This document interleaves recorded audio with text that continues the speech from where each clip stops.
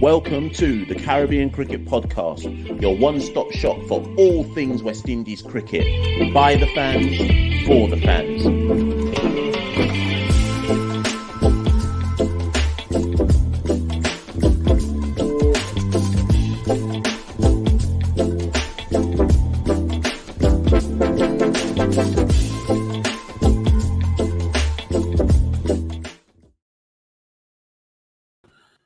We're out here, we're live. Contact is in the chat. First person I see, you're only 7 minutes late today. Listen. Listen. It's been emotional today, you know. It's been an emotional one. Santoki, I text just as my first lesson of the day was about to start. I need to go back and look at my phone to remind myself what I said. But all you need to know, Santoki, is when I text you that message, my head was hot, Santoki. Yeah, I think that's literally the exact words you text me this afternoon. I was looking forward to a peaceful Friday indoors, but you know, West Indies have drawn me out. We've had to do an emergency cuss out after today's events, and we're joined by a special guest, a friend of the podcast, Ayana Holder from Barbados. So it's only right, Mash. It's been a big week for Barbados. They've become a republic. Ayana, for real. What's the mood like in the country? How are you feeling? A momentous week for Barbados. Well, personally, it is surreal because I've only heard stories about independence in 1966, and I made sure that I witnessed the celebrations that night. So, like, just feeling pretty proud, but you know, West Indies kind of dampened that this morning.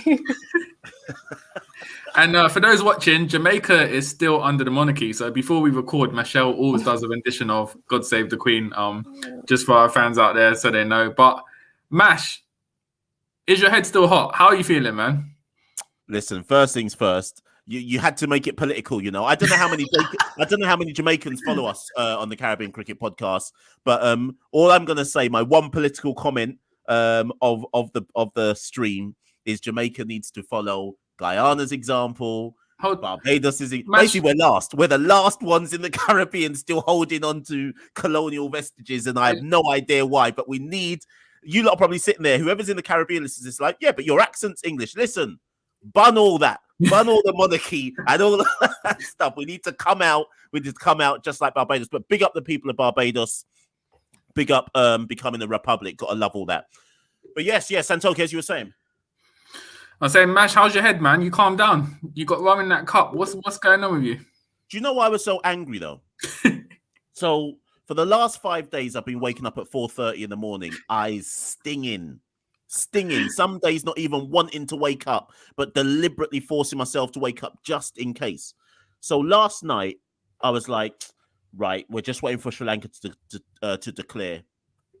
And then when I woke up, Sri Lanka had just lost their 9th wicket and declared. I was like, all right, cool, we move. Watched the first hour and a half, and we'll get into it properly, but we were steady. And the reason why I text you, Santoki, is because I was like, obviously you had said the day before, obviously we're going to lose. Pretty much is what you were saying. But we were 92 for 2. Bonner was looking steady. Who was with Bonner? Oh, no, Jermaine had got out on the stroke of lunch, but Shai was looking scatty, but he was still there is the point. And we were 92 for 2. And the reason I got angry is because I had started to convince myself, this is straightforward. Obviously, we can't win, but this is straightforward. Just see out the day. Couple people get a few good scores. Shai, get a confident score. Roston, when you come in, get a confident score. And in the space of 15 minutes, it went from 92 for 2 to 103 for 6. But the thing is, my argument is, Mash, why are you so shocked? Because we were 18 for 6 in the first test at one point. Wickets have tumbled consistently in our recent history. So, Ayana, it'd be interesting to get your perspective. Obviously, we're going into more details on the general test. Do you feel it was an opportunity missed for West Indies to at least bat out a draw or even get a possible win? Honestly, after what had happened in England last year, when we just needed to bat until the rain came, I mean, like, nothing surprises me now, but I honestly didn't anticipate we would crumble like that again. You know, going from 90 for 2 to 103 for 6, basically like almost in the space of an over. It was crazy. And I mean, it would have been ambitious to think that West Indies could win a test in Sri Lanka because we've never done that. But I honestly thought we would have at least made it out with a draw. Yeah, exactly. And I think Michelle made a crucial point earlier on our social media. It wasn't necessarily the pitch. The pitch wasn't a traditional Galle pitch in that it wasn't turning massively. It was more a mentality thing, which we've seen consistently from West Indies over the year. They just lost that patience and focus. And it's almost like a domino effect. Once 1 or 2 wickets go, the batsmen lose control completely and they sort of scramble. And we saw that again. So yeah, but as you said, we've never won a test in Sri Lanka. That run continues, and we move on. Mash, England come in big tour next year, but we'll get onto that. Firstly, I guess, where do we start, Mash? Where do we even start with this test? Well, do you know what? Before we properly break it down, we did say off screen. So just want to shout out the cricketer. We are working with, well, the Sri Lanka series is over now. So the next test series is going to be versus England. And if those who are in Barbados, you're pretty much getting the whole thing. Because I think, was it 6 out of the 9 matches? I think the T20s as well as the test series are in Barbados. So England will travel next. We will be doing some work with the cricketers. So just for those, particularly those who are in the UK, although I think the app works abroad as well. Just want to quickly, I want to say from our partners, but it doesn't really work like that. But just big up the cricketer for the work they're doing. So just a quick little interlude for those who may or may not be aware.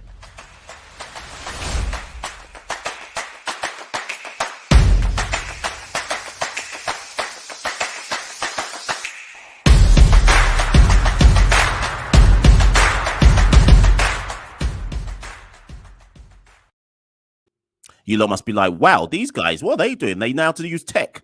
Listen. I didn't even know if that was going to work. I just threw that in there just to see what would happen. But no, seriously, big up the cricketer. So when that West Indies England series all kicks off for the T20s in January, download the cricketer app. You can download it from now. All the cricket coverage you could possibly want. And obviously ahead of the West Indies England series, even better for that. But yeah, like you say, Santoki, let's get straight into it. So even before we get into the breakdown of the match, like innings by innings or whatever, first we have to talk about selection, because I don't think you can really talk about this test match without considering the selection. When we had Dina on for the first test review, I said that I think Permaul should come in. And we all discussed it and said, well, who's he going to come in for? And my whole thing was, drop Gabriel and bring in Permaul, because I said we don't need a pacer. There's no need to play a pacer. Just bring in Permaul and go spin, because I felt like that's what Sri Lanka are going to do. And Sri Lanka did. What's his face? Was it Chamira? Chamira didn't play, and they just brought in another spinner. So Sri Lanka bombarded us with spin. We replaced Gabriel with Roach, which I have no understanding why we did that.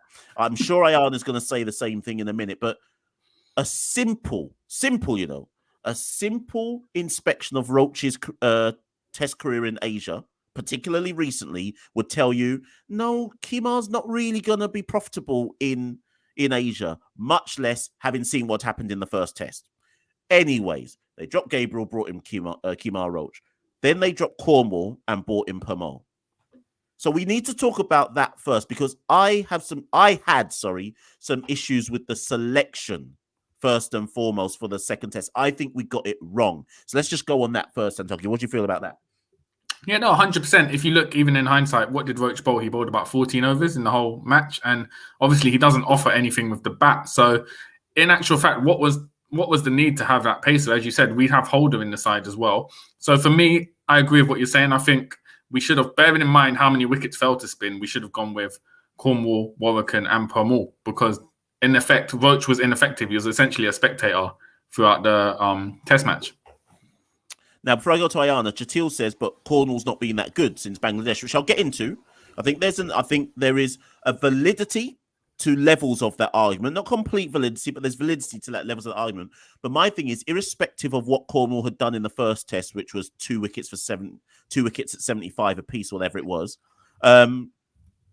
if you know the pitch is taking spin, Why would you add? I don't know. Even on that basic level, irrespective of what Cornwall had or hadn't done, why would you drop a spinner for a spinner? It didn't make it. We already had Mayers and Holder to bowl like block and end bowling because the pacer can't do anything. Lapmal took 1 wicket. Gabriel took 2. Holder took 1 at the death this morning. Like we're getting out the tail ender. So pace was relevant. In fact, I think Santoki posted a stat that it was a record how many wickets fell to spin in this particular test series. But Ayana, any views on the team selection first and foremost? Yeah, definitely. Just want to break it down a bit more because West Indies bowled about 50 overs of pace in the first test, and they only got 2 wickets, and those were the wickets to Gabriel. And you've noticed that Sri Lanka, between Lakmal and Chamira in that first test, only bowled 18 overs. You understand? You see the whopping difference between Sri Lanka and West Indies. And I mean, obviously, if you're going to be a copycat, you can at least copy the right thing. And I think that Cornwall, I mean, we know there was a chance dropped off of him in that first test. And who knows, if that had been taken, the match probably could have been a whole lot different. And Cornwall, the bowler that he is, gets better the more that he bowled. So I felt as though the management just told themselves that Shannon is going to play the first test and Roach is going to play the second, because it surely does not make sense to drop Gabriel for Roach, seeing the conditions in Sri Lanka. You almost feel like part of it was the fact that it was Gabriel and Roach, the sort of premier pace bowlers. They felt if we're flying them out to Sri Lanka, we have to play them for 1 test each. But that makes no sense to me. Like, surely you have to assess what the situation is. But then there was no assessment. If you think about it, they pulled Roach in, and he essentially bowled 14 overs, no wickets. The second innings, he went for nearly 4 and over, and as I said, he offers nothing with the bat. Essentially, you bought a bystander to the second test, knowing how effective spin was in the exact same pitch in the first test. It's I mean, sorry, I'll bring up Chatil. So Chatil says maybe the idea is to play your best bowlers. Yeah. I hear that. But when you see conditions that clearly favor one particular style of bowling, surely you have to adapt to that. And as Ayana says, if you're going to copy Sri Lanka, at least copy them properly. Like,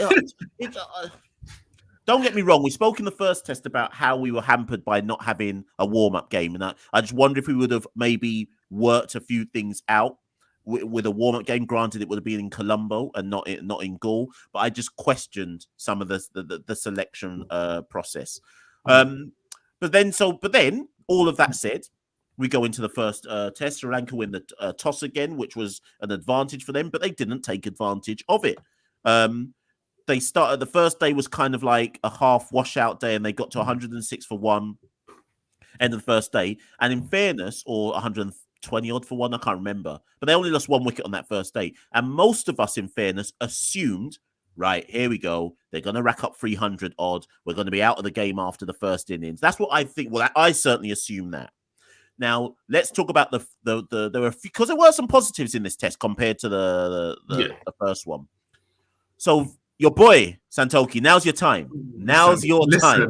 Your boy Vasami Permaul comes back out of the wilderness after, what was it, 6 years? 6 years to play again. And actually, if we're being proper, we could go on a big conversation just about Vasami and what that shows about the first-class system and selections. So I don't know if you want to go there or not, Santoki, because he comes out of the wilderness after 6 years. Granted, he'd travelled to Bangladesh. He had been in squads. He'd travelled to England as part of that extended, or did he go? I can't remember now. He didn't go to England. Okay, he didn't. Sorry. So he travelled to Bangladesh as part of that extended squad. He's been playing those best versus best games. But anyways, Permaul comes in. All you can ask Permaul to do at that point is, well, if this is going to be your next one test for the next year, take full advantage of it. And on the second day of the test match, Vasami took, let me find his 5 for 35. Yes, obviously Jamel Warrican took 4 for 50 as well and was an able partner. But Santoki, go in, Vasami Permaul. Yeah, so just what you were mentioning there, he didn't go on the England tour. The guy on the cricket board cussed out Cricket West Indies at the time. Obviously, he was the leading wicket taker in the most recent domestic season, took 50 wickets, by far and away the leading wicket taker. For me, I was slightly cautious about him coming in for this one test, just because I thought if he came in for one test and didn't perform without the preparation, it would be another excuse to keep him out of the side for another few years. On that first day, as you mentioned, Machel, he looked out of form. He looked out of sorts, and I even messaged you and said he doesn't look ready for this at the moment. But second day, completely transformed. Looked comfortable on the pitch, took 5 wickets, as you said, completely turned the game on its head. Sri Lanka essentially lost all 10 wickets for about 98 runs in the end, 204 all out. And for me, it's a tricky one because it's obviously a big debate in the region. Permaul is a domestic dominant bowler, takes bucket loads of wickets in the domestic circuit.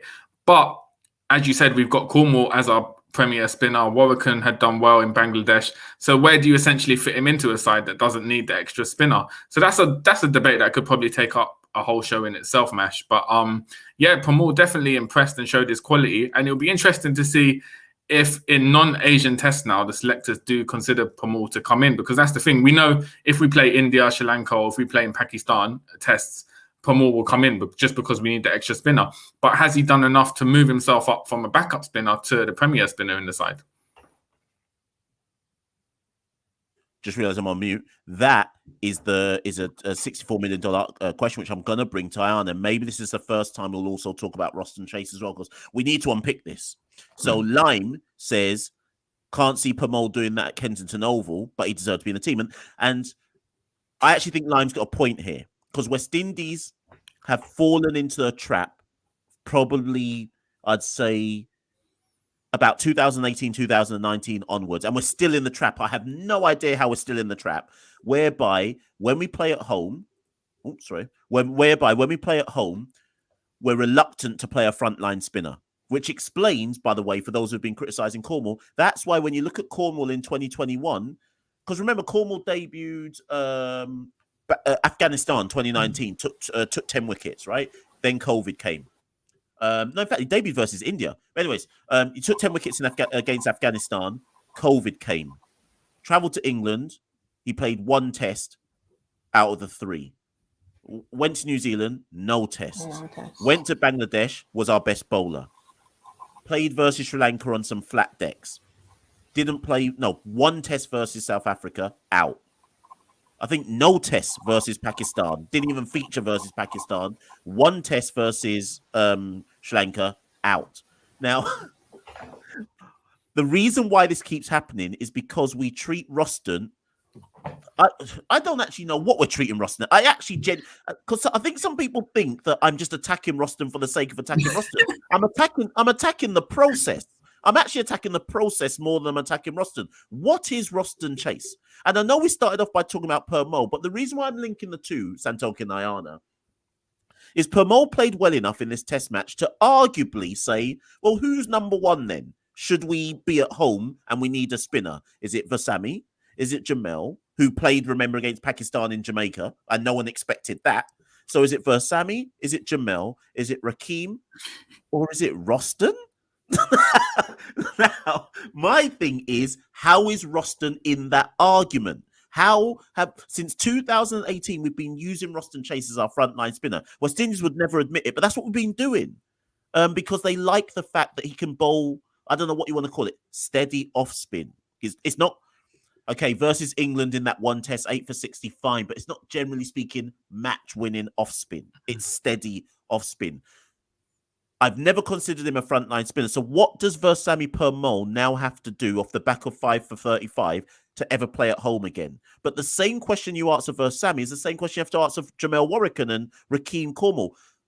Somehow we're in a position where Roston's above all 3 of them. Am I wrong to say that? Because that's how I feel. Ayana, you can take that on.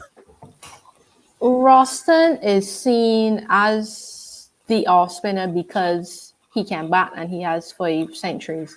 But if I put it into perspective, we said that Alzari Joseph isn't getting any wickets, so the 250s that he scored doesn't count. And if Roston Chase is playing in the team as a batsman, then the 5 wickets that he took does not count. his primary responsibility is to score runs. And there's no way that one of your top order batsmen is averaging 14.95. And you're telling me the 5 wickets he took mean more to the team than the runs that he's not making. It does not make sense. It does not make sense. And I think that we've been fooled by Roston Chase over the last 3 to 4 years, going on the basis that, oh, he can bat and he can bowl, so he must play. Now we've brought Permaul into the conversation. You still have Warwickland and you still have Cornwall. And Cornwall, by the way, has scored more runs than Roston Chase. So make it make sense. I am confused. I am so confused. Like, Roston Chase has been going on this free pass for too long. And I mean, even if we go back to his entry back into the team against South Africa, that came out of fear. Yeah. Because we had a very good series against Sri Lanka, flat decks or not. But Craig Brathwaite, Bonner, Calmeers, and Blackwood had been doing well. And then we came and forced Roston Chase in at number 4, thinking that we need an extra batsman and he can bowl. But he's not been producing with the bat. So the selectors have to explain that one to me. Because I think the 8 wickets he took against England, that's history. So he really can't start against England next year. Well, listen, do you know what, Santoki? I'm glad it's a Bayesian saying this. I was just about to say that. But I was going to say as well, do you guys think part of the fact is because he took 8 wickets against England, and if you're looking at it logically, England is the biggest rivalry West Indies have, it's the biggest tour. Do you think that has extended his stay in the side, the fact that he did that performance against England in the West Indies, which is the biggest type, is the equivalent of someone taking 8 wickets on an Ashes tour? It essentially buys them that time. Do you think that's played a part in him having an extended run in the side? If that's the case, then I think Roston he should only play against England because he took 5 again last year. But really and truly, outside of that, he took 5 here now, but in terms of consistency, he has not been that consistent. If Roston's overall bowling average was between 35 and 40, honestly, I would take that. But he's still averaging 42, 43, and that shows you the level of inconsistency in terms of making him, and you are basically giving him that authority and responsibility to be the front lane spinner. So Chatil says here, you don't get 5 test hundreds if you can't play tests. And I've talked about how white ball transition has probably ruined his test batting. Possibly not. But this is actually very similar to the Shai Hope argument. Those 5 test hundreds were a while ago, you know. They're like, how long? It's similar to people saying, but Hope got 2 back-to-back centuries. I know, but that was actually now, what, 4 years ago? Roston's last test century was when? 2019. That's 2 years ago. And in fact, his record since that last century, much like Shai's, is so poor. I don't actually think people look at the numbers when they actually see the number. They can't look at the numbers because if you did, you'd have no excuse. There's no excuse you could possibly make. And I've seen obviously lots of you in the comments. I saw enough comments: hoodwinked, bamboozled. And the thing is, it's not a dig out of Roston. For me, it's a dig out of the process, the selection process, because I don't know what other test team would justify it. I can't work it out. So even though we're not really looking forward yet to England and Test series, I just want to see where all 3 of us stand. And obviously, those in the comments throw your answer as well. If you were forced versus England, because we know we're going to go with pace. We're going to go with pace across that England tour. Obviously, England are going to go with pace as well. But let's say we do have a space across that 3 Test match series for a spinner. So more than likely versus England, it's going to be Shannon, obviously Jason, Kimar, Jaden. Right? You have to assume that's what's going to happen versus England. And let's say somehow the makeup of the team has changed and they have a spot for a spinner somewhere. Who do you go with? Permaul, Chase, Warwickland, or Cornwall?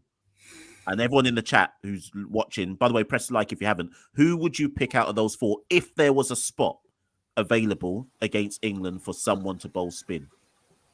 Santoki. I'd go. Okay, go ahead. Yeah, go on, Ayana. Go on, Ayana, sorry. I'd go with Permaul. I think that his performances in the original tournament and then this performance in Sri Lanka. I think he should be given another opportunity. And he's generally a type of bowler, especially in the regional competition, that he takes wickets all around. So if I had to choose one based on the recent form and performance, I'd go with Permaul for this one. Santoki?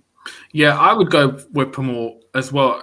Agree with what Ayana said, and just completely because if you're going to say the domestic circuit or regional cricket in West Indies is the pathway to the Test side, and you're going to say the likes of Pura and Hetmeyer need to perform or play domestic matches, how can you then leave out Permaul, who's been the leading wicket taker, and then on top of that now has put an amazing performance in when he has been called up to the Test side? What would be your justification to leave him out at this point? I would say.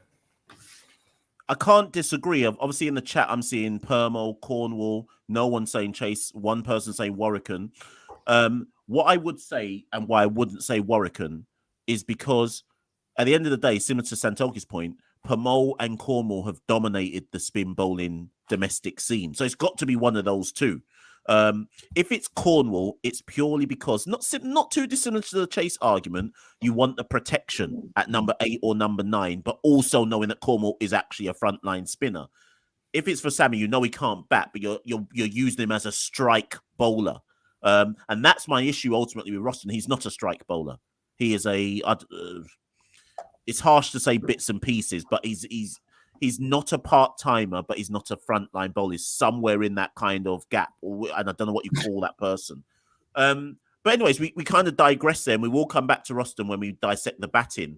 But so as you were saying, Santoki, where's my scorecard? So yeah, Permaul, and we shouldn't, like I say, we shouldn't dismiss Jamel Warwican. He supported Permaul in that first innings, 4 for 50 as well. Warwican does have a good record touring away.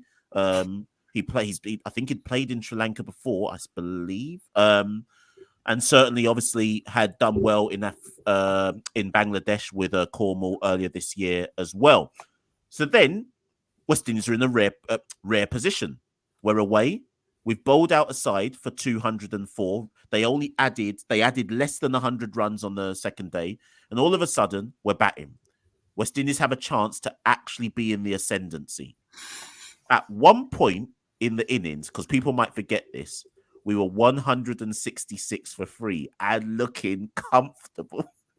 In fact, 166 for 2, looking comfortable. And I tweeted, Santoki, yeah, we should probably look to hit 400, 500. I tweeted, yeah, let's get to 400, 500, declare, maybe put in a cheeky declaration and bold about winning the Test match. I don't know how I got so bossy about the situation. Listen, when I saw Michelle tweet, we're looking to get 400 to 500. I was thinking, what is Gordon Greenwich and Desmond Hayes coming out about? What's going on here? But yeah, you're right, Mash. We did put up a solid foundation, ironically, with a makeshift opener, Jermaine Blackwood, which we'll get onto as well. But as Fazir said on commentary at the time, it kind of followed. Sri Lanka were like 166 for 5 or 4 at that point as well. So the collapse sort of mirrored what happened with Sri Lanka, really. And as we said, we talked off air, West Indies are prone to batting collapses, so it shouldn't have really come to a surprise. But I think still, to go from 166 for 2 to 253 all out, man, and the manner, I think it's more the manner in which it was done was very, very disappointing. And actually, I'm an idiot because now I'm saying it. That's why I should have just listened to you when you were saying yesterday, Santoki, this is going to be a crisis for West Indies, because I forgot what happened I totally forgotten what happened in the first innings. Now, first and foremost, the positives with the bat. Craig did one of his anchor innings, 72 off 185 balls. We've seen this before from Craig. So that was, to me, that was just classic kind of Craig when he's in form. Don't really need to say too much about that. Well done, Craig. Good innings. Jermaine, as you said, opened again, 44 off 99 balls. I think Jermaine batted 90 odd balls in both innings, actually. And I feel like Jermaine Blackwood has got so much criticism. It's actually bizarre. West Indian fans are mad to me because Jermaine Blackwood has probably got the most criticism, I argue, of the top 6 batsmen. But he's the one I feel like obviously Bonner's done well, but he's the one I feel like has actually worked on his game. the iteration of Jermaine Blackwood, who came to West Indies cricket in 2015 and again in 2017, this guy's actually trying to prioritize staying at the wicket. If you remember Jermaine Blackwood as 5 years earlier, 6 years earlier, he wouldn't be making these steady 30s and looking nice. Granted, he's not managing to convert yet to like steady 60s and 70s on a regular, but you know when Jermaine comes in, you're like, he's going to make us a steady 30 odd. Like he's getting to that kind of stage, which again probably shows the standard of West Indies cricket right now. But you catch my drift. So Jermaine comes into open, makes 44 off 99. We have to talk about it. Has Jermaine Blackwood caused the selectors a problem by opening across 4 innings and showing a level of sophistication, I'm going to use that word, at the top of the innings that we probably haven't seen in a while? And I'm going back. So let's think of who our openers have been in the last few years. John Campbell, Kieran Powell, Solozano, we haven't seen him yet, but was obviously due to be picked. Who was before John Campbell? I'm trying to remember. Who was opening with Craig before when John got his chance? Was it Kieran Powell again? Somewhere between Powell and Devon Smith. Somewhere between. Of course, Devon Smith. So, Jermaine showed a level of consistency that I don't think we've seen from an opener in a while. It's a crazy question, but has Jermaine has he forced the selectors to consider him as an opener? I hope he hasn't, but we have to talk about it, Santoki. I'd say, you know what, as you said, he showed an increase in maturity moving up to opening spot. And just to go on Blackwood, why he gets the criticism, I think it's because with Test cricket in regards, it's a colonial sport, and there's obviously seen a quote unquote way you should play Test cricket. So I think that's why fans like Shai Hope, for instance, because he sort of plays in that orthodox classic way. Whereas Jermaine Blackwood, he's more attacking, he's more unorthodox, and that's probably why. Particularly, he gets a lot of grief from fans about mainly because for me, his style of play doesn't fit well with Test cricket for fans. That's why, because like you said, statistically, there's no reason why he should be singled out, but he is singled out. So I think that's part of why he gets criticism from fans. Normally, I would say he has caused a selection headache, but as I said before, Solozano hasn't had a chance yet. So essentially, Solozano is the automatic pick for opener as soon as he's back to fitness levels and the concussion effects have hopefully gone. So you're assuming by the England tour, Solozano has to fit back into that side because you can't keep Solozano out of the side based on the fact he had a concussion. It's out of his control, essentially. It's not like he dropped form or anything. He didn't even get a chance to bat. So for me, Solozano and Brathwaite have to open in England. And so that forces Blackwood to obviously move down, which I think will be good for Blackwood personally, because if it was any other circumstances, I think they would persist with Blackwood as opener, and that's not where his natural game is suited. Before I come to you, Ayana, so Nutty Atty says, I disagree with you on Twitter, and I'll say it again, opening in the subcontinent is easier. That's not taking anything away from Blackwood, but I don't think he should open the non-Asian pitches, and I get that. I totally get it, but we've just got to ask the question because he's performed to an extent, so the question has to be raised. And in fairness, if an actual proper opener does come in, that immediately means that one of Hope or Chase has to be dropped because Blackwood's clearly not getting dropped. And before I go to Ayana as well, it's worth pointing something out that I heard Fazir say on commentary about Jermaine Blackwood. And he said, I paraphrase, but he said something to the effect of, they brought up Jermaine Blackwood's stats on the screen and it was like averages 30.42 or something. And Fazir was like, that looks mediocre. And it is mediocre. But in the context of modern day West Indian batsmen, he's the one who looks like he's actually trying to work on his game. And that's the reality. That's the reality of where we're at. There's no way we should be looking at someone like Blackwood and going, yeah, that 30.46, good. And I think Blackwood also follows the template, Mash, what you've mentioned about going back to first-class cricket. Obviously, Blackwood was dropped from West Indies side a few years ago, went back, played a full season domestically, averaged over 50, got his confidence back, and then made the transition back to Test cricket a lot more confident, and we've seen that improved player. So in regards to Hope and Chase, you'd imagine that would be the template and pattern they have to follow. Ayana, your views on Blackwood, the opener? Yeah, I think that he did a relatively good job in the circumstances, and he played in a positive manner up facing the spin. And I saw someone tweet Chris Gale's 333 in Sri Lanka a couple of years ago, and that, I mean, Chris Gale is different. But I think that the positive intent against the spin is really crucial, because you need to push them off of their lengths and make them do something else instead of just allowing them to settle on one area, And I think Blackwood did that really well. Obviously, Solazano didn't get a chance. And when Blackwood possibly returns to the middle order, I think that there's a lot of experience from opening the batting in Sri Lanka that he can add to his game. Most definitely. So at 166 for 3, so Craig went. They got a one that was the one where it was like some sharp turn out of the rough, took out his middle stump. So Craig went. It was 166 for 3. And again, if you go back and look at the podcast handles tweets, I tweeted something like, I tweeted a picture of Shai and Roston. I said, "Your time now. Come through. It's your time." Santoki, Hope made 22, Chase made 10. And this is before we even talk about the second innings. But I don't know how much of Hope's innings you got to see. He looked scatty at the wicket. He never, for me, looked settled. And the only reason I'm pointing that out is because I was surprised. Like, is the pressure getting to him? Is the pressure to know he's got to perform getting to him? He just didn't look. In fact, both innings, in fact, probably the whole test series, he didn't look comfortable at the crease. A lot of the times I thought he was trying to manufacture shots that weren't there. There were times where I was like, do you know where your off stump is? I know that sounds basic and I'm probably getting it wrong, but he just didn't look settled at the crease for me at any point in time. He didn't know whether he wanted to use his feet, didn't know whether he was attacking the spinner, didn't know if he was really playing back. And so those 22 runs he made were off 89 balls. Now, if you just look at those numbers, you'd say, oh, so he hung about a bit, but it was kind of like, if anyone watched the innings, you knew something was coming for him because he was never dominant. He was never in control for me of his innings. Again, those in the chat, if you think I've got that wrong, by all means tell me. But I'm going to come to you first, Ayana, not Santoki, about.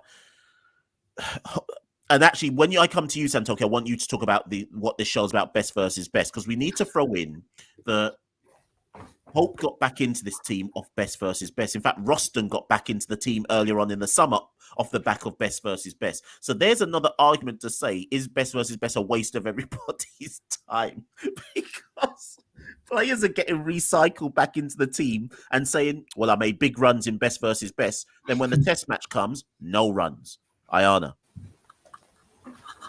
I was hanging with a friend the other day, and we were talking about Shai Hope, and we watched some clips from Shai Hope back in like 17, 18 in the domestic competition.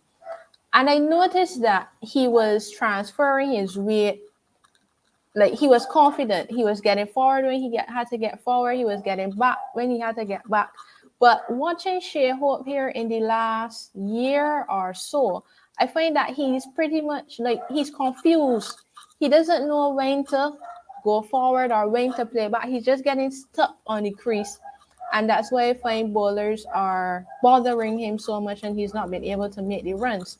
And on the best versus best, I think that I agree with you that it's a waste of time, because I call it a food match. Because I don't think that it really has the intensity required. And players, there are a set of players that you generally know. If Devon Smith had played the best versus best, he would have opened for West Indies in this series. So I think that's one of the areas that, I mean, I thought COVID had been good to us when we went to Bangladesh, but I don't think that the best versus best has really helped the situation, because, I mean, Roston Chase and Shai Hope returned to the side based on performances in the best versus best, but they still have not been able to improve on the areas they were initially like dropped for.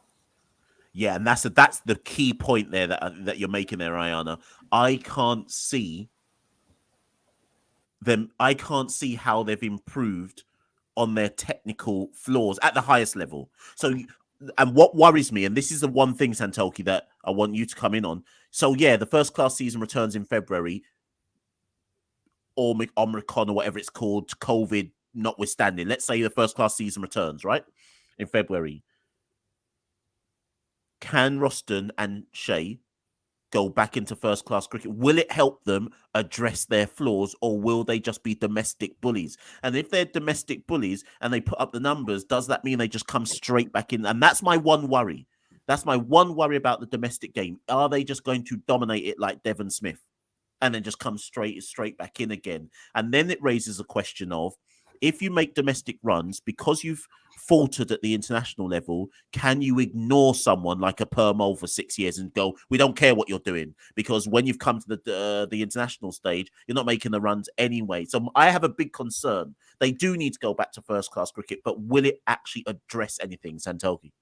I think the main thing it will address, particularly in the case of Shai Hope, will be the psychological issue. I think at the moment, mentally, he's struggling more than anything. As you said, he was looking shaky in both Sri Lanka tests. He was looking shaky, and that's partly because if we forget, he wasn't actually picked in the 11. He obviously came in for Solizano, so he has it in the back of his mind that he's not meant to be in the side, and that's obviously going to affect his confidence.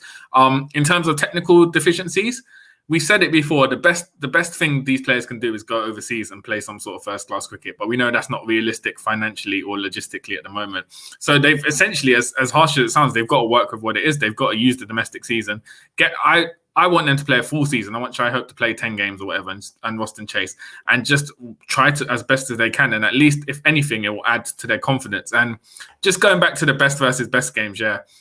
I think it was marketing genius from Cricket West Indies to label it best versus best, because it implies that it's a sort of all-star match. But realistically, it's a warm-up game because you've got players who are sort of just thrown together. They're not used to playing as a team anyway. You're not really sure about the environment because we don't see that much footage of it. And you're essentially recycling players like a Shamar Brooks or Roston Chase will play against a weakened bowling attack, hit a century, and suddenly they qualify to play in the next test. So it's an endless cycle, which I hope will be resolved with the first class season starting. Hopefully we'll never have to see these best versus best games happen again, to be honest. Yeah, and it's worth pointing out that when we had Shai on the podcast, he did say that as well, Santoki. He himself said, listen, he kind of intimated that these games ain't really helping him. And that he was like, I need the cut and thrust of points, I guess, on the line. Kind of like when footballers say, well, a friendly's a friendly. Like there needs to be something at stake here. I don't know if Shai can get a county contract. I actually think he could, because you see those 2 back-to-back hundreds, English fans just remember that no matter what. So whoever his agent is technically should be saying to him, I can get you a contract. You might not be able to play for West Indies for a while, but I actually think Shai would benefit from an entire season playing in England and forget West Indies, obviously ODIs, but forget West Indies for a bit and just go work on your game. That's probably, I don't know if Roston can get that, but I reckon Shai could get that, because that head in the innings carries you far. I would say both actually would. I'm surprised if they haven't reached out to English county. I'm assuming because they're assuming they'll be in the West Indies sides going forward. That's probably why. But if you think about it, overseas players are valued in England if they can play all formats, the white ball as well. And both of them fit that criteria. They can play the red ball season and then play the T20 or whatever white ball games when needed. So they'd be perfect candidates to go and get some county experience. However, I'd say it was very, very unrealistic that would happen for a variety of reasons. Indeed. So the rest of that innings, obviously, so Shai and Roston basically added nothing. Jason added nothing. Josh got a duck. And it left Carl Mayers basically batting with the tail. Now, there is a question that we also need to raise about Carl Mayers. So he got 36 of 64, or not out. But he was batting at 7. Where is the best place to play Carl Mayers? Because there is a question mark about this. And I think, Ayana, I swear I saw you tweet something about, I think it was you, Ayana. When Mayers first got into the side, it must have been you. He was batting at the top of the order, and now he's just being shunted. Like, what? The fact that I'm even saying what is his position is my point. I don't even know what his position is, but when he first got in the side, it was clear what his position was. Where? I want you to come in on this one, Ayana. What are we doing with Carl Mayers exactly? I honestly, I was a bit afraid for Carl Mayers on this Sri Lanka tour, because I felt as though he had a rocket start to his test career. had a pretty decent series against Sri Lanka at home, and then against South Africa, he was pushed down from the position he originally was batting in for Roston, and he was bowling more. But again, he made the team on the back of runs. And I think he probably was left a bit confused. And this is one of the issues we have in West Indies cricket in terms of player management, because his initial return to first class cricket was after injury, and he was forced to make runs. He's the type of all round player, but his real entry to the team was runs. And I thought with the performance of Hope and Chase coming back into the team, that Kyle might have been left out. But luckily, he got the chance to play, and I think that I think that number 5 is a good enough position for Kyle to play. I think that is the position he made the 200 that when he started his innings and his career. And I think that he should bat at 5 because at this point in time, Hope and Chase have not really done much to merit the spot. And possibly we could think about Blackwood at 4 based on his experience at the top. And that also gives the Silva. I think we are wasting the Silva at number 8 or 9. He's being left with the tail, so he might come 10 not all. But I think with the opportunity to bat with batsmen, we could really see what Josh is worth.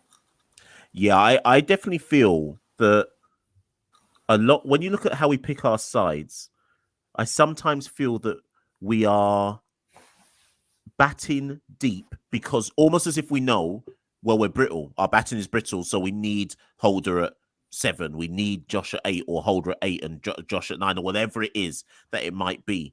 I don't think... Some people say it doesn't make that much difference, but I do not believe our order is correct right now. And a lot of that, though, stems around what we do with Roston and Shai. If both are going to get dropped, that might fix the issues around where everybody is playing in the team. But right now, I whatever we're doing with Kyle, I'm not convinced that the think tank knows what they want from Kyle. And if I was Kyle, I'm not even sure what is being asked of Kyle exactly. Is he now in as an all-rounder? Is he in as a batsman who can block an end for a bit? I couldn't tell you with any straight... where do you stand in it, Santoki? No, I agree. I think there's no clarity, but again, that just points to wider issues within the side, just that uncertainty around everything. So, as you said, what is Carl Mayer's role at the side? Does he even know himself where he is? I personally, as Ayana said, I think he should be batting higher, but I'd say the same about Holder and De Silva. So, we've obviously shifted the lineup to accommodate Hope and Chase, but assuming they don't play in the next Test series, that gives them an opportunity to move these batsmen up. Nutty Atty, I know we were talking about something else, but I had to put it up because obviously big up yourself for the super chat. But do you think if Hope played for England, he would have done much better? I think so. Yes, because the English system is better than ours. Simple. It is, and so it's all of those people who say, "But look at Shai play. Look at Shai play. He's obviously such a good player." Yes, and I think a better system would have ironed out whatever chinks he has in his armory by now. Does that mean he would have gone on to play for England, a la Chris Jordan, a la Jofra Archer, etc.? I don't know, but he would be a better red ball player, almost certainly. I think that's fair to say. So despite the West Indies collapse, we actually took a 49 run lead, and I thought, okay, cool. Sri Lanka lost 2 wickets, both run outs, before they'd even got past the 49 runs. I was like, okay, cool. Until Dhananjay got dropped on 5. So I'm going to run through that. Dhananjay got dropped on 5. But at one point, Sri Lanka were 150.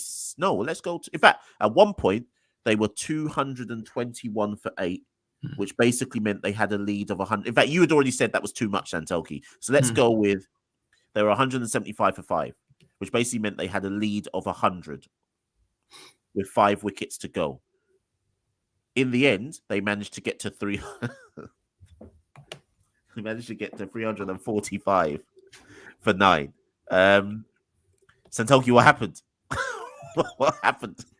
Boy, it shouldn't be a surprise. We've said it all year. West Indies, we give tailenders the best days of their lives. So we let, what's his name, Mbaldenya hit a match-winning knock in the end with 39 when it looked like we could skittle the side. If the lead was around 150 or under, we'd be third favourites. I'm sure we would have won it. But just Dan and JR and Mbaldenya just sort of took it away from us. And it's even more disappointing because, as you said, Dan and JR was dropped on 5, but I think that was a tricky chance to De Silva. I think it was the edge, if I'm not mistaken. But he was dropped again later on by Permaul, which was a standard catch. And that would have narrowed the lead down to around 200, which again would have been hard on this pitch, but it would have been doable. But the fact he was able to stay in there, play more attacking on the fifth day morning, meant that Sri Lanka essentially took it to a score where West Indies couldn't even think about chasing it. They had to go into a defensive mindset, and that's always a negative way to approach an innings. And particularly with this side, they were never going to cope, bearing in mind they were batting for a draw, essentially.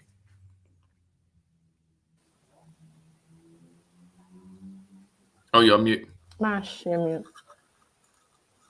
mute. Sorry about that. They batted all day, 3, 4, and 5 at the end of day 4.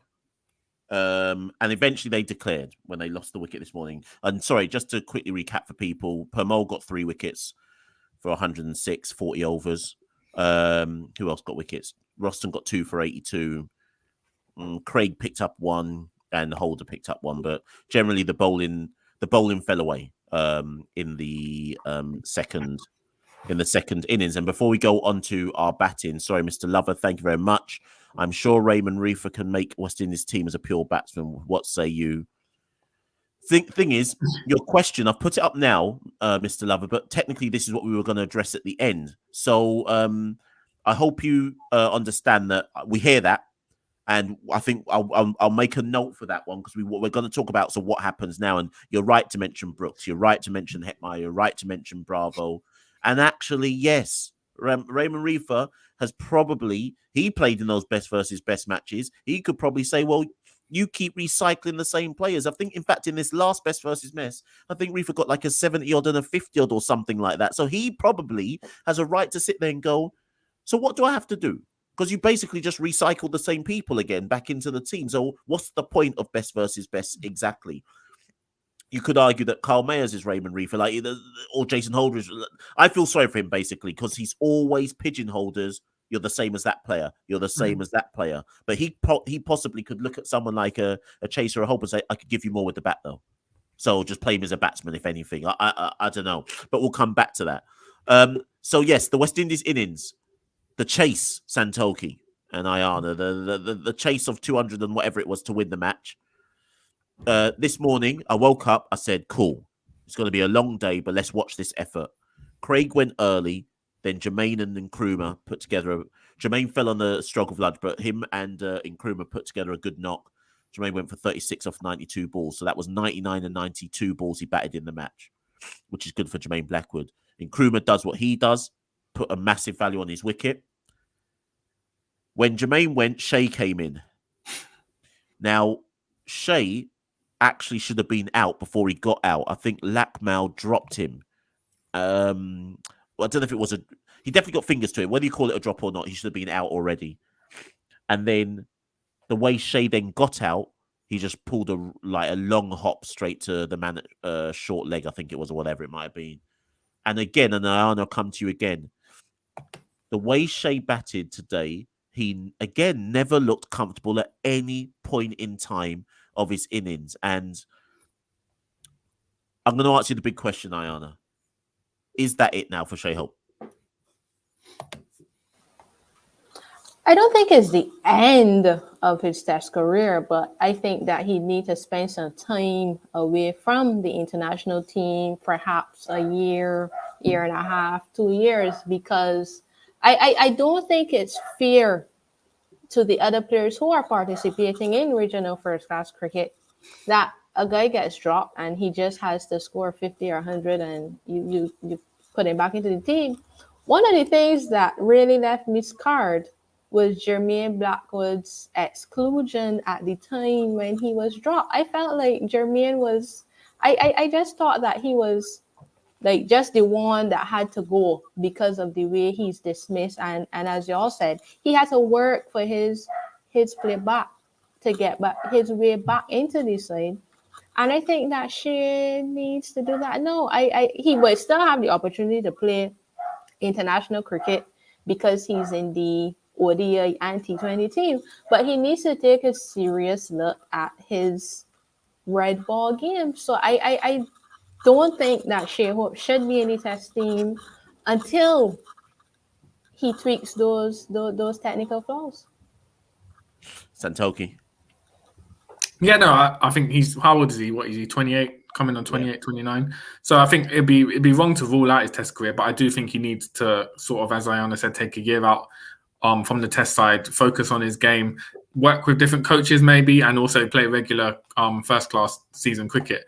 And then we hopefully see him back, because I think as much as we're cussing him out, there is a great batsman in there somewhere. So if West Indies if we can unearth him and he comes back to the side in a year and a half, he'll still only be 30 years old, and it'll be a massive benefit if he does manage to unlock his potential in Test cricket. Would you have him in the England squad for the Test series? No. Ayana, would you have him in the England squad? Nope. Right. People in the chat, would you have Shai Hope in the squad for the England series? For me personally, I think he's got to go away. I almost feel like he's got to tell the selectors he wants to go away for a while, because they may not make the decision for him. They may still, for all I know, they may still pick him. They may say, well, it was Sri Lanka, he's just come back into the side. He still deserves another chance. Don't be surprised, Don't be surprised if that's what happens. But as for Roston, he got a duck.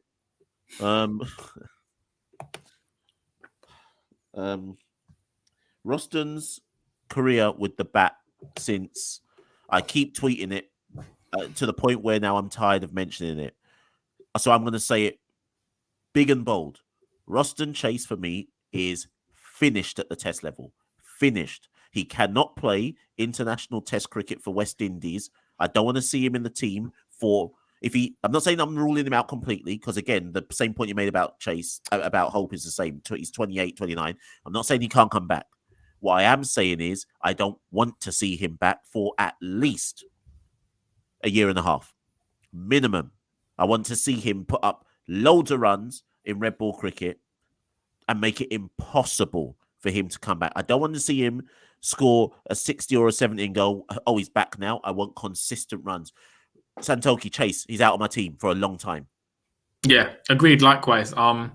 Again, as well, for both of these players, it's going to be hard as well, because they're going to have to balance it with their sort of white ball ambitions and playing in a limited overside as well. So it's that both of them, they're not purely test cricketers, so they can't just focus on red ball cricket. They're going to have distractions being called up for white ball tours as well. So for me, it's going to be hard for them to balance being multi-format players. It might just get to a point where they both decide to commit to the white ball game. We've seen how much players can struggle across all nations. It's very rare you see players perform well across all three formats, or in two different formats even. So for me, it might just get to a point where they just decide not to focus on red ball cricket and move on. Before I go to Ayana, Chatil makes a good point, though, because it's England. Yeah. Again, will they say, well, Roston's got a good record versus England, in he comes again? People would have every right to be vexed. But again, I can see how it might happen. Surely you can't, though. Surely that's it. Surely that's got to be it. But we've said this about Shai Hope, Kieran Powell, and they've both managed to open or play in the tests in the past few months. So, like you said, there does seem to be a cycle. So, for me, I'd be disappointed if Chase was in the England squad, but at the same time, it wouldn't shock me. I won't be surprised either. I didn't want to go here, but I won't be surprised because the assistant coach is Roston's school coach from Combermere. I will not say his name. I understand. But do you know what? The one thing we haven't answered, though, is, because this actually requires some serious consideration, what's actually wrong with his batting, though? What's actually happened to Roston? Because if we're going to say there's a good batsman there for Shai, Roston does have 5 test centuries. So Chatil's earlier argument about that is actually valid. Like, you can't just hit 5 test centuries and and just completely disintegrate. Because that's what's happened. And those who are in the chat who've been watching him over the last 3 years, 2.5 years, what's actually happened to Roston? And it's not versus a particular style of bowling. He looks awful versus all of them. And it surely can't be as simple as because now he's good at T20 or now he wants an ODI career. Because it's not like he's batting down. It's not like he's knocking down doors in ODI cricket or List A cricket. Yeah, T20, I hear that. But this fall from grace is massive. What do you reckon, Santogi? To be honest, the only thing I can think of, and it falls out of my speciality, is obviously he started off his Test career very brightly. I think when we played Pakistan in 2017, he was probably our best batsman, particularly against spin. But as we see in international cricket, once you play a select amount of matches, analysts work you out and work out patterns and things like that. So for me, obviously, like I said, it's outside my speciality, the technical kind of aspects of it. But for me, it could just be a case of opposition sides worked him out and he wasn't able to evolve, which you could say for about a few batsmen in the side. Ayana, any thoughts on that? I don't know how much bowling has impacted his batting because, obviously he would have gone into the team as a batsman. And then all of a sudden you have to bowl 20, 25 overs, but yet still you have to bat 2 hours, 3 hours, face 120 balls. So I don't know if that's a factor, but someone just in the comments spoke about space between bat and pad. And I'm no coach, but I've noticed that Roston tends to fall over and play away from the body. And then in Test cricket, you have to be much more compact than that. Yeah, I completely agree with that. And that's the one thing I've noticed, though. A lot of his dismissals, there's a big gap. And again, I just don't... Once you're found out at international level, you can't work on your game at international level. Yeah. You have to go back to the regular cut and thrust of domestic cricket. And I added a tweet this morning between Roston and Shai. They both debuted around 2015, 2016. In that 6-year gap between them, they've played 22 first-class matches. That is ridiculous. They basically, Santogi, have gone... They just go from West Indies tour to West Indies tour. They don't actually play any... Obviously, they play cricket, but they don't play any cricket where you can work on your game other than the West Indies camp and then live in the Test matches or the ODI or whatever it might be. And that's actually ridiculous when you think about it, Santoki. Yeah, no, 100%. It's something we said on previous shows. They're just... how are you going to develop your game playing against the best bowlers in the world? You can't just jump from test to test. And it has an effect as well, where if you're jumping from test to test and trying to learn on the job playing tests, the more you fail, the more it hurts your confidence. So their confidence is down, their technical abilities are down. At this point, like we've said numerous times now, they just need to take a break from test cricket, as hard as it might be for them, or take a drop and just work on their game at regional cricket. And long term, that will pay off for them. So, as ever with these lives, we go a lot long. And by the way, anyone who's in the chat, press like if you haven't done so. Share this with people afterwards and so on and so forth. Where do we go from here? I put what do we go from here? You know what? We should do the player ratings. Wrap up this Sri Lanka fiasco. Let's do the player ratings. The player ratings first. This is the part that everybody in the chat loves the most. Okay, so technically the player ratings are a series ratings I'm going to do rather than this particular match. So let's start with Craig Brathwaite. 4 innings, 150, average of 30. Santoki. I'll give him 7. Ayana. 6.5. Average of 30, 150 across 2 test matches. Plus the captain. Okay. I might say 6, I might say 6. Just because we lost the 2 test matches and he's a captain, so he probably has to lose some marks for that as well. It's not a bit harsh, but it is what it is. Jermaine Blackwood forced to open due to Solorzano's injury. Average 27. There's something I want to face. Average 27, but faced the 3rd most balls out of everyone in the team. Obviously, Bonner the most, then Craig, then Jermaine. Jermaine Blackwood, Santoki. I'd say probably statistically in performances 6, but the fact he had to play in an unfamiliar position last minute like that, I'd bump it up to 7. Yeah, I'm gonna give Jeremy 7 as well because of the composure he's shown. I mean, he was playing in out of position and he did okay, so I'd give him 7. He fought.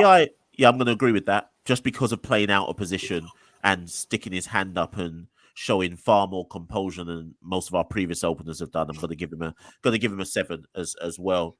In Nkrumah Bonner, our best batsman on tour, average 49, 150, faced 469 balls across the 4 innings. In Nkrumah Bonner, please, Santoki. 8. I'll give him an 8. As you said, our best batsman on the tour looked composed, looked assured for someone who's obviously still in his first year of international cricket. So very promising. Yeah, same. I think 8 as well. I'm just a little disappointed that he wasn't able to carry on and actually get a century on tour, but yeah.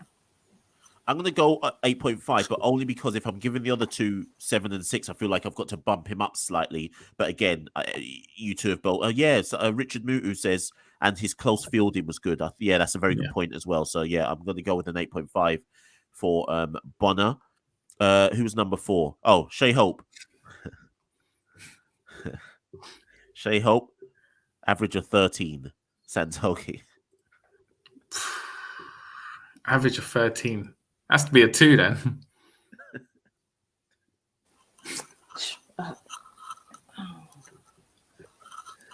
Ayana? 2? 0. I was just being nice, to be honest, 2, because I made he was just poor. Sorry. Yeah, Memphis, thank you for the super chat. Yes, don't forget to give Cornwall. Yeah, we're going to come to him. Don't worry, Memphis. We're not going to forget him. Hope. Who was number 5? Oh, Roston. Yeah. Now, okay, with the ball, because we have to go there first. 8 wickets at 32. And he took a 5 for 83. With the bat, 4 innings, average 3. Average 3, man. The worst to put that in perspective, just so you understand, Permaul average 8. Just so we know. So for me, I'm gonna have to base this on the context that he was picked as a top order batsman. As Ayana said earlier, when Alzari Joseph was hitting 80 in Bangladesh and 50 another test, we cussed him out for not taking wickets. So you can't hold double standards. So it has to be a 1 because he was primarily chosen as a top order batsman. Just because of the FIFA, I'll give him 0.5 because he kind of contributed with the ball, but average of 3, like he could have at least gotten 20 runs, not 13. I no. Listen, I got to shout out Ayana because me and Michelle are doing these cuss outs from the safety of London. Ayana's on the front line in Barbados and cussing out the national heroes.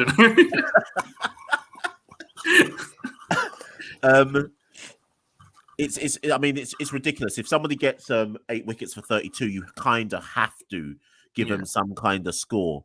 But if you're my number 5 batsman, I'm giving him 0.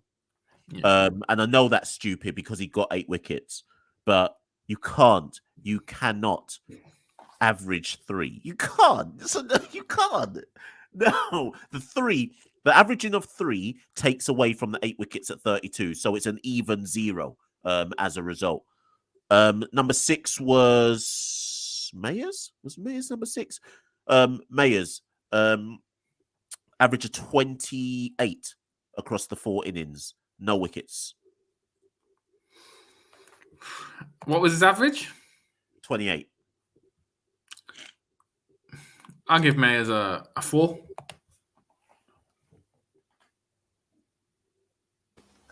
I'd give him a 5. The 36 not out. I felt as though if probably someone had stood up with him, he might have gotten to a half century, so a 5. Yeah, because he got a 44 and the Yeah. 36 not out with the tail, ran out of people to partner him. And the run out, to be fair. He done a Oh, good yeah, run. yeah. Okay, I'll give him Yeah. I'll give him a 5 then. Yeah, I'll give him a 5. 7 must have been Holder. He didn't have a good tour, Averaged 11 with the bat, high score of 36, and he got 1 wicket. Jason Holder, Santoki. You know what? I would give him a 1 because that's abysmal, but bearing in mind the conditions aren't suited to his game anyway, you can't really penalise him too much, so I'll give him a 2. Ayana. I don't think I might be able to leave home after this, but I'd have to say 1.5. Ooh. If not with the ball, at least with the bat. So can't take it. 1.5. This is a difficult one because, in fairness, the one thing I will say about the ball, obviously he only took 1 wicket, but his economy was only 2.2. So he did keep it tight with the ball. But 11 with the bat. 1. That's harsh. I know it's harsh, but what did he actually contribute? 1. What's Medvis saying here? 5. Oh, he's giving $5 so that Ayana can get some disguises when she's out. Number 8 was Josh. Josh averaged 150 and he averaged 37. In the first, I think he got a not out, a couple of not outs, but that's because again he was batting at number 8 and left with the tail. He dropped Danajaya. He was all right behind the stumps in general. What are you saying for Josh, Santoki? Probably a 6. Like you said, the average is up because he got not outs, having batted with the tail. And as you said, I'd say his average behind the stumps. I think he's had better series. But also as well, he was quite funny with his commentary as well. So I'll give him a 6. I'll give Josh a 4. Ooh. I think that behind the stumps probably could have pushed him up to a 5 maybe. So I'd say a 4. The batting, I think he's a bit unfortunate. Obviously, he doesn't get to bat with any real batsmen. So I'd give 4. So I'm going to probably give him a 6, only because he got the second highest average in the team. Granted, helped by not outs batting with the tail, but we only had 350s. We only had 350s on tour, and he got one of them. So I feel like I got to give him a 60. 9. Oh, we're into the bowlers. Permaul. Where is he? Permaul. 8 wickets at 18. That looks like our domestic figures. Permaul, Santoki. And 8 wickets, he got 3 in the second. I have to give him a 9. He did his job.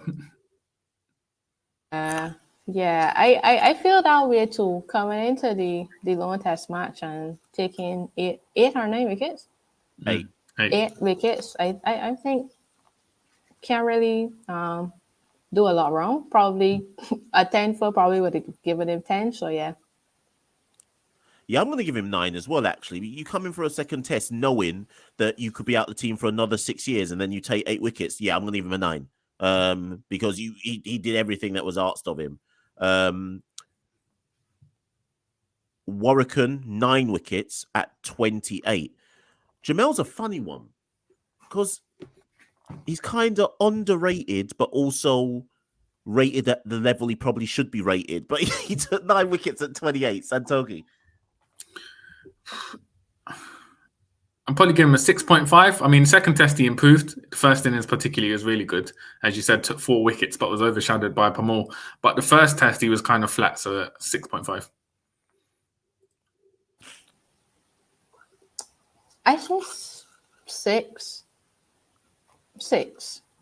Because I thought he would have been a bit more penetrative in the second innings, and he didn't really make an impact. Yeah, I don't know where I stand on Morricone because he got some good turn at points and probably somewhere between 6.5, probably 6.5. You could argue he was touching the 7 maybe, but he did all right, so maybe 6.5.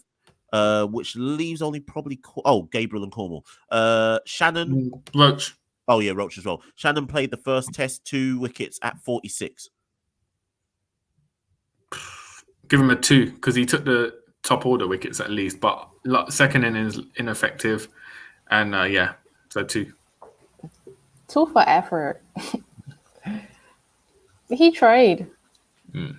Yeah, I'm gonna give him. I was about to say 5, you know. No, my God.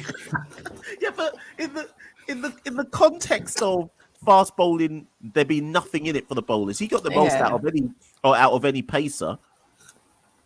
Okay, maybe 4, maybe 5 is a bit too much, but he got 2 wickets. That's more than Lakmal got, and Lakmal played both test matches. So I feel like 5. Do you remember first test, Santoku, when people were like, let's give him 6 because he managed to last the whole test? Yeah, exactly.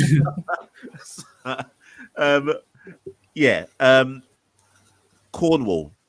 So Cornwall averaged 26 across those 2 innings in the first test, but only took 2 wickets in the second innings of that test when people were trying to smash him back to Antigua. Cornwall, Santoki.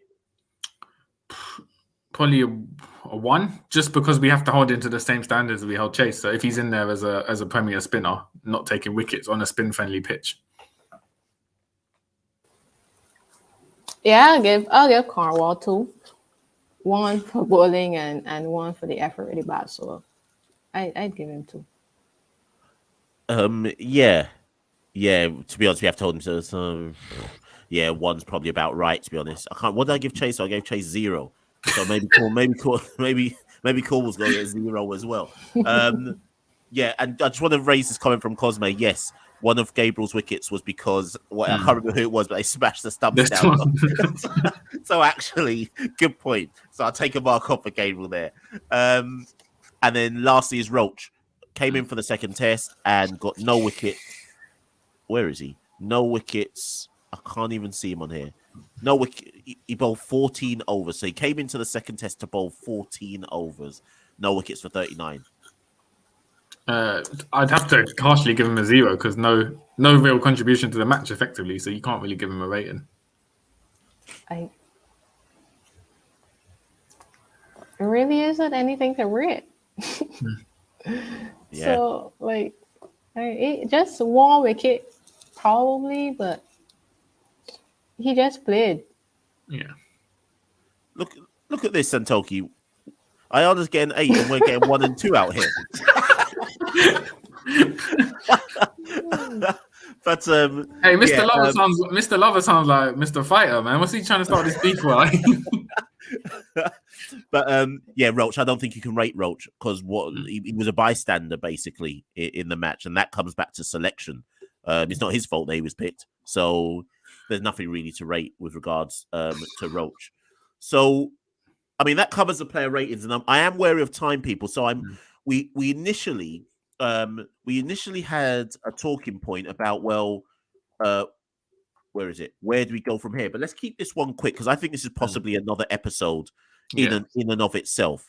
So we're going to just give you a quick synopsis from each one of us about where we go from here. Test cricket is done. Remember, Pakistan is literally in 10 days' time for the T20s and the ODI. So another set of cricket now comes around with new players to look at and so on and so forth. Natalia says a bush bath is what's next. But by the time England turn up in March and we hopefully have some kind of first-class cricket to look at, I'm going to just throw... How many names do I want to throw at you? I'm going to throw 4 names. 4 names out there and just give me a quick synopsis of what you feel about me saying these names. Brooks, Bravo, Hetmeyer, Pooran. All I want you to answer, Ayana and Santoki, do any of those 4 make your next test match squad versus England? So I'll say again, Brooks, Bravo, Hetmeyer, Pooran. Santoki. Well, 3 of those, Hetmeyer, Brooks and Bravo, for me, it's dependent on as you said, first class season starts in February. Realistically, you'll have 2 matches before the England test starts. No one's going to play 2 matches in the first class season, uncapped player. You're not going to get like a Jahid Galle be picked for the test side based on 2 performances in first class cricket. So realistically, players who've already been capped and perform in those games in the first class, whether it be Bravo, Brooks or Hetmeyer, I think they'll be given the benefit of doubt and picked for the test side if they can perform in that select amount of games. So for me, it's almost a head-to-head who can perform best in their first class between those guys. Probably throw Dowich into the mix as well. And we'll see how that bends. So for them, the first class season is obviously going to be massive. And then who was the other name you said? Brooks, Bravo, Hetmeyer, Pooran. Yeah, Pooran, as much as I'd love to have him in the test side, but realistically, I think that's not going to happen. I can't see him playing any first class games just because of his franchise contracts, white ball ambitions and everything. So as much as I'd love to see him picked, I don't think he will, just because the selectors have already emphasised that you have to play domestic cricket. And like I say, people, that's just Santoki briefly talking that. We will return to this in another chat someday because it's a big topic. But Ayana, and lots of people in the chat are saying, what about Reefer? What about John Campbell? Well, yeah, we hear all that. And Dowrich, because Demos just said Dowrich will never play for West Indies again. I know there's some politics going on, but I saw Shane Dowrich's name in the squads for that Barbados President or Legends Cup. So he's obviously trying to make some kind of comeback. And I've always said that if Shane finds his form back, he can make the West Indies team just as a batsman. It's not even about whether he's a wicket keeper or not. So it would be harsh to forget Shane Dowrich because he has got ability. But I won't include his name just yet. Ayana, Brooks, Bravo, Hetmeyer, Pooran. Yeah, obviously Hetmeyer and Pooran, I wouldn't be too ambitious about because of the whole white ball franchises and stuff. But I expect to see Brooks and Bravo probably get a couple scores in the matches leading up to England and make a case for themselves. I think that their experience would really do well for the side. Yeah, and I think the only thing I would add to what Santoki and Ayana have said is one thing that possibly, and again, Santoki, Ayana, maybe we have to reconvene to discuss this one another day, is one thing we've forgotten about is as great as that Bangladesh series was, the players pulling out of it has actually confused a lot of our selections since. Brooks pulled out, each to their own, by the way. Whoever didn't want to go had reasons to not go. Brooks pulled out, and that was basically him done as a result. And if I was Shamar Brooks now, I'd be looking at my average of 28.7 or whatever it is and going, so why can't I get a chance back again? If everybody else is getting a recycling, where's my chance to recycle? So I can see how Shamar Brooks would say, well, do I get a chance? Bravo, I keep saying to people, was in, out. Then didn't go England, in. Then didn't go Bangladesh, out. So some of these players, technically, I'm just saying, if we're going to give Shai a long run and we're going to give Roston a long run, there are some players who I'm looking at going, let's give them the same long run. And if they fail, they fail. But what we can't keep doing is recycling people, seeing that they're failing, and then just not giving others a chance to replace them. And Chris says, what about Shea Mosley? He went to Bangladesh, failed in 2 innings, never seen again. So there's a lot of players that we could discuss. But people, we could go all night if we wanted to. But we're gonna bring this one to a close. Some of you are saying keep going. No. No. It's been a long test series. The 4:30 a.m. wake up calls have been hard on the body, but this is only a brief break. In 10 days' time, the new look West Indies T20 ODI side get together. Aldine Smith, Dominic Drakes, etc. We get to look at some new faces. Gudakesh Moti. We get to look at some new faces in West Indies colours. So, as we said last time when Ayana was on, we did promise that Ayana would be back. Ayana will be back, and we can see in the comments. We follow up what people say in the comments, and we know that you want her on more. We haven't forgotten that you said that. So I know Ayana will say yes as I force that answer on. But yeah, Ayana will be back, and we'll be doing some more content for the Pakistan West Indies tour. But thank you everyone who tuned in, pressed like, shared it, etc. Let's take a break for 10 days. Let's get over this test series. and then we go again for Pakistan. Any last words, Santoki and Ayana? No, just thank you, Ayana, for coming on and sharing some wisdom, especially avoiding the insularity of some island fans that we've seen. So we get it straight from you, and that's why we love having you on the show. So thank you for coming on. Yeah, guys, thanks for having me. I was a little afraid to put my West Indies shirt on when I pulled my jar this morning. I wanted to take it up, but I really couldn't take the attention today. So hopefully the Pakistan series could make me want to put that shirt on. Great way to end it. Ladies and gents, those who've been watching, we've been the Caribbean Cricket Podcast. We'll be back with you soon. Thank you and good night. We rule the cricket world. Now the rule seems coming. Welcome to the Caribbean Cricket Podcast, your one-stop shop for all things West Indies cricket. By the fans, for the fans.